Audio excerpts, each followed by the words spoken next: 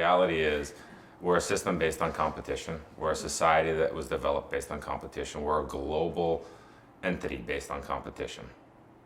And we've not yet figured out that collaboration is the answer, and it's the key for all of humanity. We're stuck in our own self-propelled mindsets of, I need more, I need to be more, I need to have power, I need to have money, I need to have things, that I just continue to propel not only the economic engine that it wants you to go buy more, go buy more, go buy more. You're only good enough if you've got this and that and this and that, right? That's driving that engine, which is depleting the resources of the planet, which is ultimately killing off humanity in the long run. But we're also on this trip of, we forgot what the human experience is about. Why are we here in the first place? Do we think that, whether you accept creationism or the Big Bang Theory, do we really think that the species of human beings were put onto this ball whirling around the atmosphere with all of these rich resources so that we can run it dry, compete against each other, create miserable outcomes for others so that we've got the safety of living comfortably ourselves, and ultimately kill off our entire existence? Is that why we're here? I highly doubt that was what the game was set up to be. I'm a greater believer that we're here because we're meant to learn the lesson that we haven't probably figured out the other times that we played this game, and that it's here for collaboration.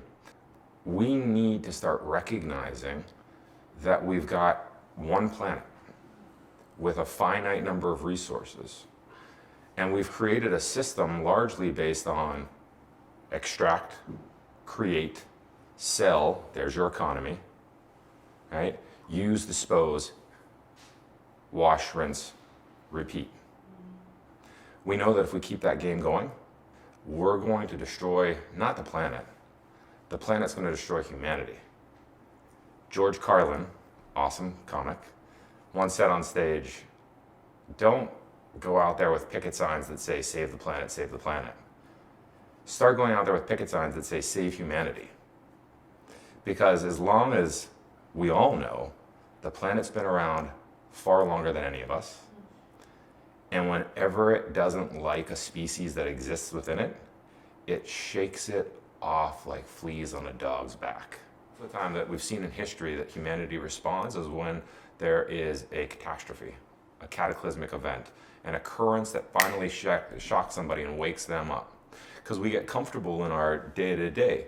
We might be wearing shackles, stuck in a system that we were born into that provides us so many great opportunities and at the same time creates so many limitations for us and creates so many issues that we're not addressing, whether it's mental health issues, whether it's homelessness issues, with all the social issues that we can think about that are coming as a byproduct of all of the things that our system has created. But we're comfortable and we're in preservation mode. I don't want to rock the boat because what if I take a step back? I'm good where I'm at. I got enough income to have my apartment. I'm free to have a home. I'm free to have a car. I can do what I need to do. Great. I'm not going to ask for more for fear of losing what I've already got. So we're stuck in this place of comfort amongst masses. Our need to provide services around the world, which is taking carbon emissions to new heights, which is impacting what natural resources we have, which is taking us to, we're so dependent on oil and we know how damaging it is to keep that global economy running. We're gonna have to rethink that. And what does it do all along the way? Again, because it's so focused on the bottom line, it makes people commodities. So when we start, let's go back to how do we wanna be treated? How do we wanna interact with each other? How do we wanna know one another? How do we wanna feel when we show up in the world? Where do we want our gifts to ultimately be put on display? And how does that look in a new economy? How do I begin to say, you know what?